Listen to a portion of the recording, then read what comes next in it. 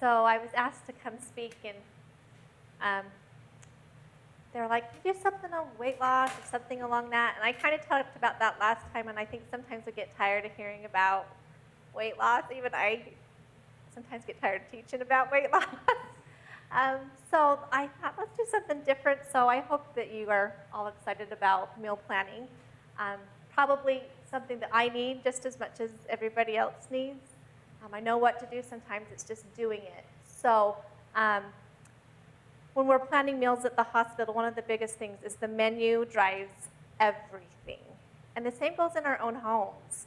I mean, if we don't have a plan, most likely we're going to make poor choices. I mean, whatever's easiest, convenient, and usually along those lines comes things that are less healthy. So with that, we're going to, I guess before, my next question is, why do we tend to not eat healthy? What things prevent us from eating what we know we should? What are some things that you guys find? Bad food tastes better. Sometimes that is the case. I will agree with you there. But this doesn't mean that healthy food does not. But sometimes we tend to. What are some other reasons? Convenience. Time. Any other? No planning. Those are all great. Next slide. Okay. What keeps us from eating healthy? Time. I think that's one of our biggest ones. We are so jam-packed in our schedules, on the go, and so things that are convenient, that take less time, tend to be things that we go towards. It takes time to shop, it takes time to plan, it takes time to prepare it, to clean up after, I mean everything. So that's probably one of our biggest ones. Next is sometimes money. A lot of times we think eating healthy costs more. Not necessarily. So that is actually a myth. Sometimes we don't know what is healthy, so maybe a lack of knowledge. Some people, believe it or not, actually with this generation, especially upcoming generation, they don't know how to cook. They don't know how to fix anything that's healthy. It's everything's out of a box or through a drive-through. So getting in the kitchen, familiarizing yourself with things, trying new recipes, learning how to work your way around a kitchen. This is sometimes a big one for me, lack of motivation. By the time I get home, the last thing I want to do is cook. So sometimes I'm just not motivated, even though I know it's the right thing to do. And like we talked about, lack of planning. So with that, we're going to talk about Meal Planning 101 today. Okay, obviously eating healthy takes time. The time you put into planning and preparing your meals is worth it. A little bit of preparation allows you, believe it or not, to save money and to save time. One of my least favorite questions from my kids is, what's for dinner? I hate that question, especially when I don't have a plan. It's always really nice when I'm like, I know exactly what's for dinner, it's prepared. But if I don't have a plan, it's like I just cringe when they say, what's for dinner? I'm like, I don't know, and I don't want to think about it. But when you have a plan, you make less trips to the store. You should have a goal to go to the grocery store once a week, and that is hard. I find that weeks that I don't plan, I work at the hospital. Where do I stop on my way home? Walmart. How much extra money do I spend at Walmart? The things I do not need and the time that I spend. So planning saves less trips to the store, which saves you time and money. You can save time by ordering your groceries online. That is quick and easy to do. Most of our local grocery shops allow you to do that. You order it, they shop for you. It is free. You just drive it up and they load it in your vehicle. So that is a really big time saver. It's very convenient. And another thing is you're not tempted to buy things you don't need. I think we are all guilty. When you go to this store, you have a list, and then you come home with 10 other things that you don't need, especially when you take kids or husbands with you. I'm like, that was not on our list. And you come home with $25 more than you should have spent. So the cookies, they conveniently tempt you as you're waiting in line with treats and pop and things that we really don't need, but we buy because it looks good. Okay, awesome.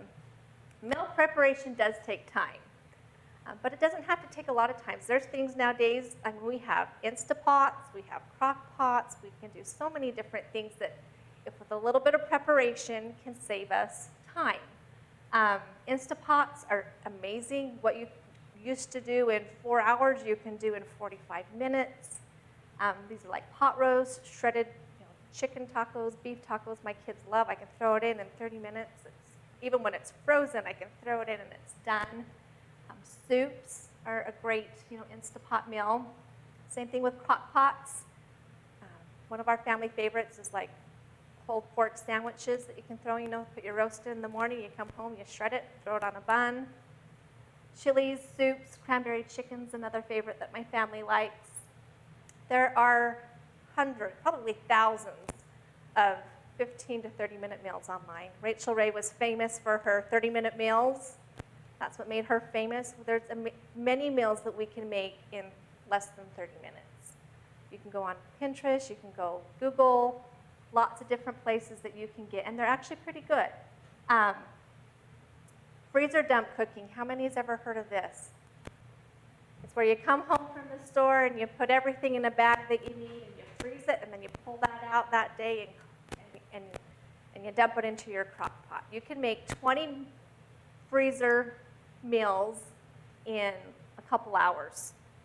Come home from the store, and then when you know you have a busy day that there's not going to be time to make your traditional dinner, you can just pull one of those out in the morning. It can be thawing out, and then you throw it in the crock pot, and you're good to go. These can be anything from beef and broccoli, beef stroganoff, orange pork chops. There's tons of different recipes. And another thing is leftovers. If there's a meal that your family likes, and as your family size changes, because sometimes I find my husband travels for work, so the times that he's gone, we eat kind of smaller meals. And so I'll make lasagna, but I'll make it in 2 smaller containers, freeze one for another time. Or if you're empty nesters, sometimes you don't need the full casserole pan, make it, and then put it in a tinfoil liner, put it in the freezer for another time. But leftovers, something we should be doing at least probably once, sometimes twice a week. That's going to save you 1 or 2 meals a week. So that's a great idea. Meal preparation costs. Fixing a meal, believe it or not, is less expensive than eating out. A lot of times, and you can compare like the dollar menu, things like that, but really how healthy is the dollar menu? But restaurants charge up to 300% markup on the things that they serve, 300%. So you are paying for service and you are paying for convenience. What you can, if you're paying for a $15 meal at the restaurant, you can make that same meal at home for a third of the cost for about $5. So, that's a great way right there to know that, hey, I can get the same meal for, a third of the cost. And don't get me wrong, there's times that eating out is a treat, it's a convenience, and those are times to enjoy those, but sometimes we get in the habit of just eating out way too often. An average household spends an average of $3,000 a year. And I totaled that up to $58 a week. I know people that easily spend more than $58 a week, especially if it's just more than 1 or 2 people. If you get a family, it can be over $100 a week. That's $5,200 a year. That's huge. And sometimes if you start, and maybe it'd be really good for you guys to go home and kind of calculate what you spend, over the week and tally that times a year and think, wow, what could I be doing with that money? And obviously you're going to be eating at home, and it's going to cost you there. But if it's a third of that, that's a big amount of money that you can be saving. Okay, so how do we go about planning meals that are balanced and healthy? So this is just a good general guideline. This is kind of based on the My Plate nutrition guidelines, but obviously you want to have 3 balanced meals per day. We find that a lot of our people skip meals, and with that comes, nutritional complications. It's not good for our metabolism. It seems breakfast tends to be the meal that we tend to skip because we're out trying to get out the door. Something small is better than nothing. We want to get our metabolism going in the morning, so make sure that you're not skipping that meal. And breakfast tends to, believe it or not, be the cheapest meal to eat at home. Eggs are cheap, even if you boil some eggs, and you can grab some eggs that are already boiled and shelled. Piece of fruit and some yogurt. Breakfast tends to be the cheapest meal that we can eat, but tends to be the one that we skip the most. Each meal should always have what I call PCF, protein, carbohydrate, and fats.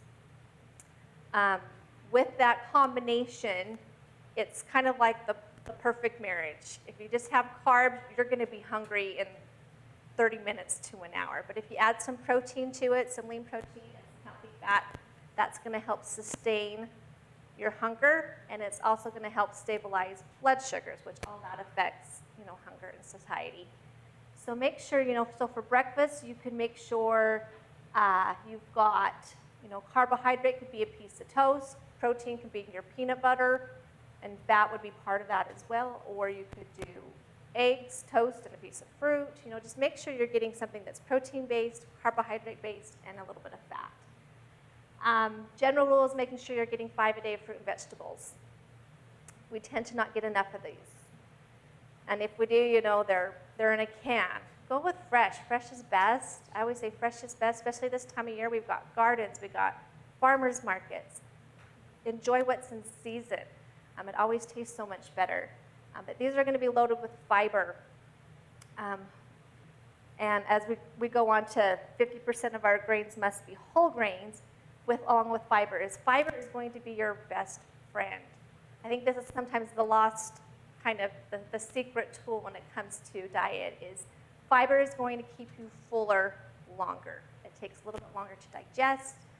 And so if you have whole grains, so switching your bread to a wheat bread versus a white bread, right there will make a big difference. So fiber helps stabilize blood sugars, it keeps you fuller longer, and it has many health benefits. It's amazing for your heart, lowering cholesterol. It keeps things moving in your digestive tract, which helps prevent cancers. So fiber is amazing. So you're going to get those in anything that's plant-based. So your whole grains, your fruits and vegetables. It's recommended that we consume about 25 grams of fiber a day. Most of us are not getting that. So really work really hard to do that. Other things is snacks. Believe it or not, snacks are important. Sometimes we get hungry in between meals, or maybe we didn't eat a good enough meal the meal prior, so snacks are great.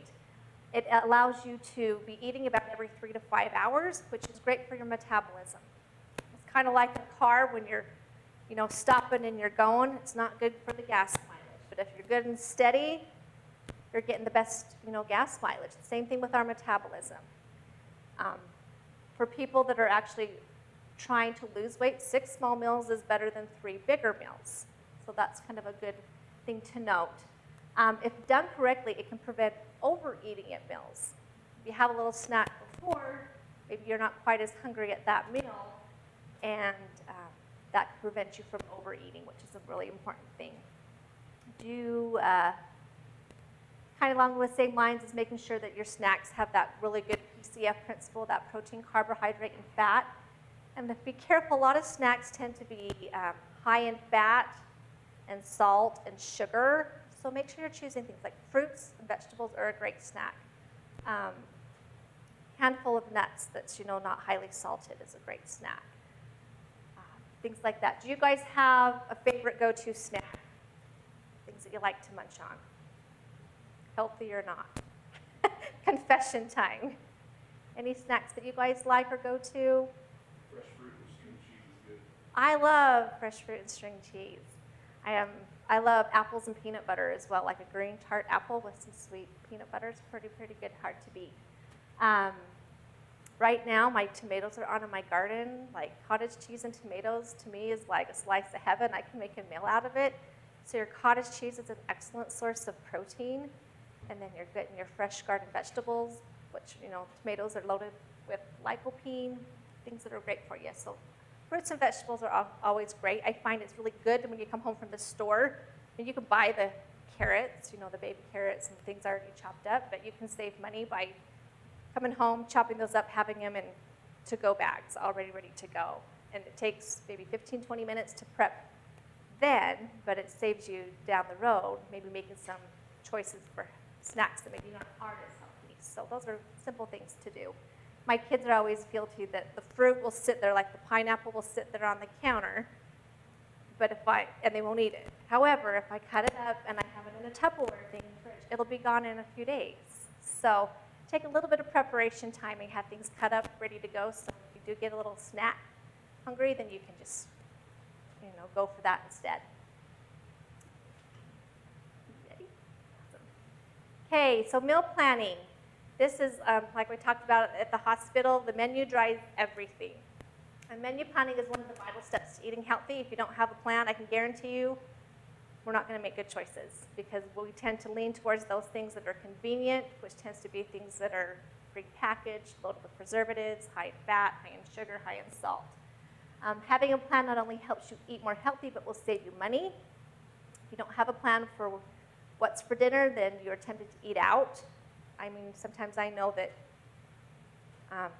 we're running home from a soccer game. If I don't have a plan, it's so tempting to just stop by Domino's or, stop by here. And so having a plan helps drive everything. Next one? Yep, next one, please.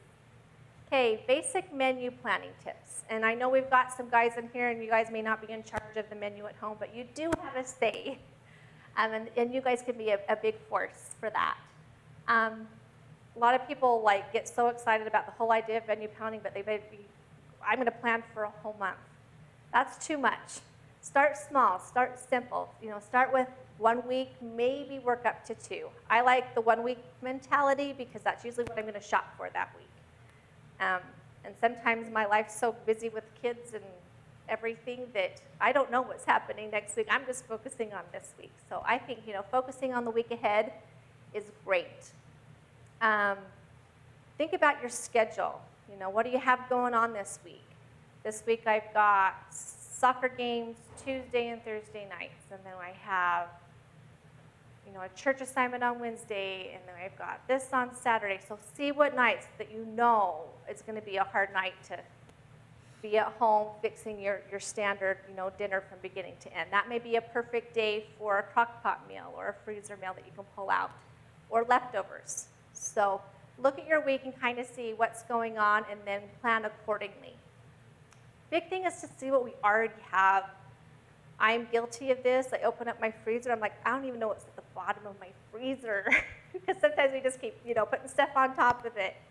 See what's in there. See what needs to be used. If hey, I've got pork chops. I've got some chicken I need to use up. And then use that to plan your meals so you're not wasting it. We are so guilty of wasting in our society. There are some statistics that, how much, I guess I'll ask first, how much do you guys think per household we waste in dollars of food per year? Thousands. Yeah, I think the average was $1,500, but I bet it's more than that. You think sometimes, our garbage comes on Wednesday mornings, and I'm always looking at the fridge thinking, that's been in there about 2 weeks, and we're so guilty of just not using what we have. So look and see what you already have so it doesn't go bad, and then use it. Big thing is looking at your local grocery ad. What's on sale? This is going to save you money. Typically what's on sale is in season, so it's going to taste better as well. If there's, your family is a big chicken fan, they've got maybe a 40-pound box of chicken that's on sale that's a really good price, $1.50 per pound. If you've got the money to do that, buy it, go home, divide it into freezer bags. So, if you've got a bigger family, maybe put 6 chicken breasts in there. If they're big chicken breasts, slice them in half because some of those chicken breasts are so large. But portion it out for what your family needs, and that's a great way to save money. Like I say, when you go to your store's ad, a lot of times there's certain fruits and vegetables that are on sale. Try to incorporate those into your meals as well. I think that's it. Thank you. Hey, this is one that I like to do. I've got teenagers, and I've got kind of a younger, picky one at home. My husband will eat anything, so he's not picky at all. But ask your families for input. There's nothing worse than preparing something, and it's like, but I don't like that. So if they have a say, they're getting one of their favorite meals throughout the week. It makes it a lot more enjoyable. You don't have to do it all by yourself. One of the things we do at our house is kind of themed nights. So one day, like Mondays, maybe a Mexican dinner. The next day, maybe Italian. Fridays usually tend to be something fun, whether we make pizza or grill hamburgers or something. We like tinfoil dinners. So try to maybe, that sometimes gears you, kind of gives you an idea, or at least gets your mind going of, hey, it's Monday, what do we want to do? Tacos, do we want to do enchiladas? Wednesday, let's do lasagna or spaghetti. So kind of rotates things too. So those are some kind of fun, creative ideas. Another thing is always try to add something new. There's so many different fun recipes. Maybe you've got a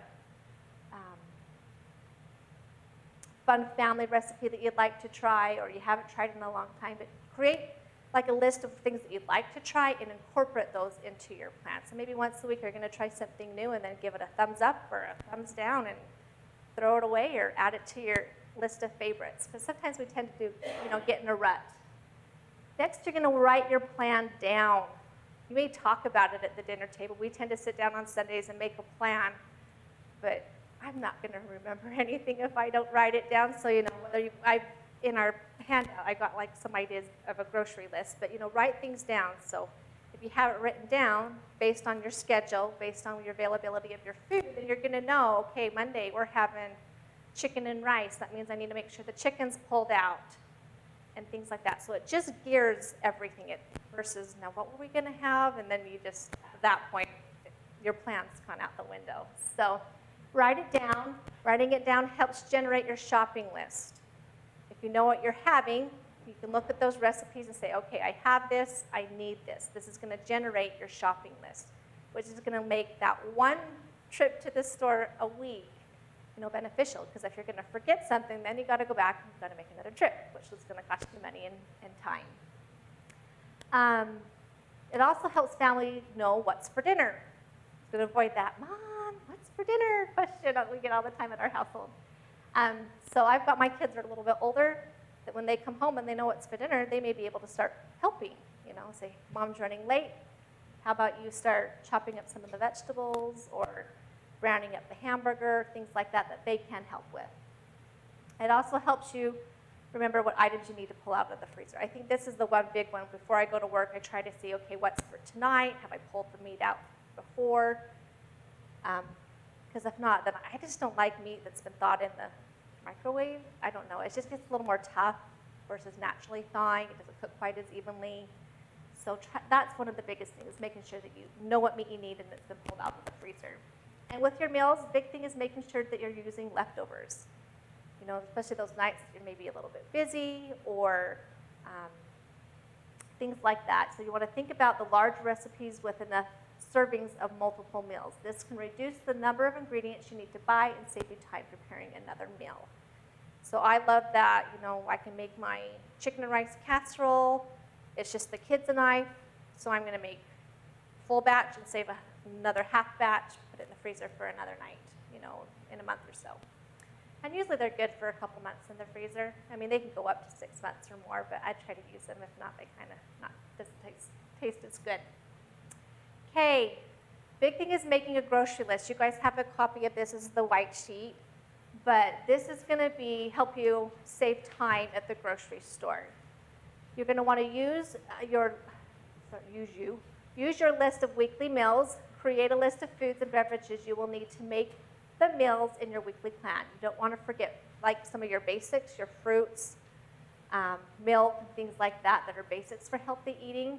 But when you're looking at your recipes that you're going to have for the week, and you're going to say, okay, I already have chicken, therefore I'm going to need some broccoli and maybe some creamed soup, things like that. So and then you can put those in each of those categories. So we've got fruits, grains, dairy, vegetables, protein foods, and others. So when you go to the produce section, I don't know how many times I have to go back to the produce section because I forgot something, but if you shop on each of these categories, when you go to your fruits and vegetables, you know exactly which ones you need. When you go to your dairy department, you know exactly which dairy foods you need. So it saves you time shopping, or if you're doing your shopping online, it's just as easy that way as well. You're going to want to organize your list. Make shopping quick and easy by organizing your list into different sections of food groups, which we just talked about.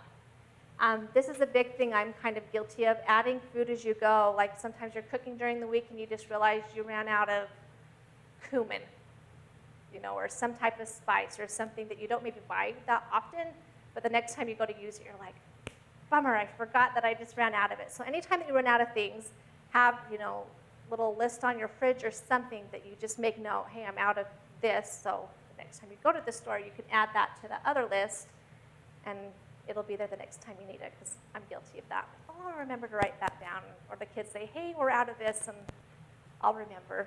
I don't remember. So I'm guilty of that as well. So have an ongoing list that will help you with your shopping. Next one. Hey, a little bit of menu planning goes a long way. It's probably going to take you guys maybe 15 minutes a week to just do a little bit of planning, maybe 30 max.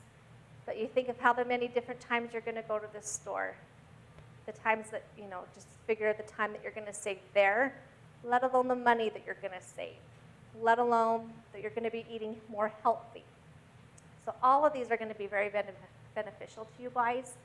A little planning goes a long ways, and just encourage you to give it a try. Try it at home and see. I know there was a study I was reading of a young mom that they needed to conserve their funds, and they had lots of debt, and they ended up saving I think it was like $10,000 a year just between grocery shopping, things that they weren't buying, things that they weren't wasting. You add all that up, it was able to help save them a lot. So it's definitely worth trying to implement in our own lives. Do you guys have any questions? That was probably kind of short and sweet. But yeah, that's it. Can I give it a try? Yes. So what's your opinion on the keto diet? Oh. It has no carbs, no fruits. Anytime you're eliminating any food group, I get uncomfortable. It's not something you can do long term that's going to have any health benefits. It's something that sometimes it's not. This is always the hard part. If it's something that gets you started and you can lose some weight and get you going, but most of the time you're missing food groups that you're not getting certain vitamins, your B vitamins. Most people don't get enough fiber because they're tending to eat towards more of the protein end of it. A lot of the protein foods could be higher on your kidneys, higher in fat, saturated fats. So sometimes it's a good thing to maybe get you going, but it's not something you can do long term. So a lot of what it does is it's starving your cells because it affects, you're pretty well eating your own body because you're not using, it's kind of what it is. So it's